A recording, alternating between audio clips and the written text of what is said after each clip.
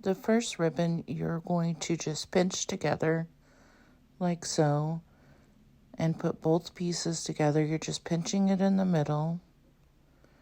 And then you're going to wrap whatever you have around it. This is like a little floral wire. Make sure it's nice and tight. And then you're just going to want to fluff it out.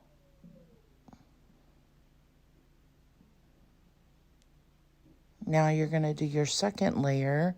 So you pick whatever ribbon you want to do for your second layer. We're going to make smaller loops than you did the first time. And what I do is I just pinch it together here. And then the important part is that you're going to want to twist it so that your ribbon shows on both sides. So you're going to twist and just pinch. This is what I like to call trusting the process, right? Because it doesn't look right at first.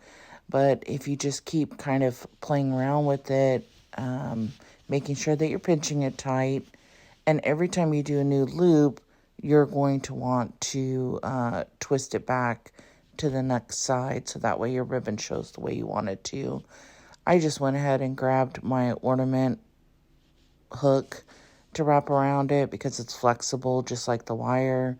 Then you're going to put it on top of each other, throw a zip tie on there. Make sure your zip tie is nice and tight, right? As tight as you can get it.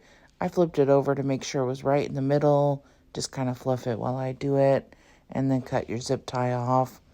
Now, to make it look even better, you're going to want to cover that zip tie. So I used the first ribbon that I used, and that way we kind of have like a color block going on.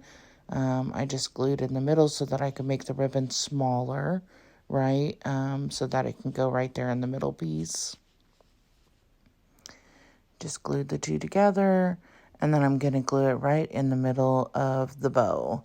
So I just put glue on top of that zip tie, and that way it could stick right in the middle of the bow. And then I'm going to kind of pinch the sides together, so that way it gives it kind of more of a bow look, I guess is the way to put it.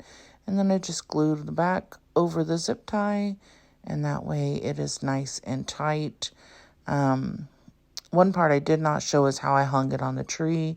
So what I did was I stuck a zip tie underneath there in between the loops, and that way I could just zip tie it onto the tree nice and easy.